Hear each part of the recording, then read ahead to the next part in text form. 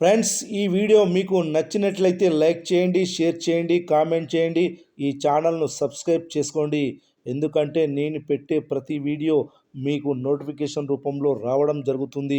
గత కొన్ని రోజులుగా టాలీవుడ్ బాక్సాఫీస్ వద్ద సరైన సినిమా పడలేదు.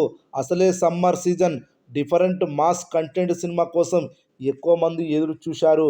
ఇక మంచి ఎమోషన్స్ ఉన్న సినిమా కోసం ఫ్యామిలీ ఆడియన్స్ కూడా ఎదురు చూశారు. అయితే ఇలాంటి టైంలో ఇరు వర్గాల ఆడియన్స్ను అట్రాక్ట్ చేసేలా ప్రేక్షకులు ముందుకు వచ్చింది Arjun son of Vyjayanthi cinema. Nandamuri Kalyan Ram, legendary నటి విజయశాంతి ప్రధాన పాత్రల్లో నటించిన ఈ సినిమా మంచి స్పందనతో బాక్సాఫీస్ వద్ద దూసుకుపోతుంది. విడుదల రోజు మంచి ఓపెనింగ్స్ రాబట్టిన ఈ సినిమా పాజిటివ్ టాక్తో ముందుకు సాగుతుంది.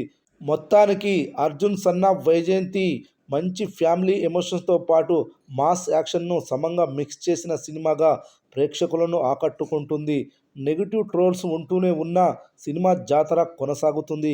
ఇక ఈ వారం వసూళ్లు కూడా మంచి స్థాయిలో నమోదయ్యేలా కనిపిస్తున్నాయి.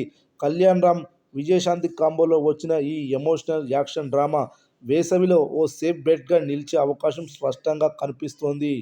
ఇక ఈ సినిమా కలెక్షన్లు చూస్తే ప్రీ రిలీజ్ బిజినెస్ 23 కోట్లు చేసింది. 24 కోట్ల టార్గెట్తో ప్రేక్షకుల ముందుకు వచ్చింది ఈ మూవీ. ఈ సినిమాకు ఫ్యామిలీ ఆడియన్స్ కనెక్ట్ అయ్యారు. ఫలితంగా ఈ సినిమా బాక్సాఫీస్ వద్ద మంచి కలెక్షన్లు నమోదు చేస్తుంది.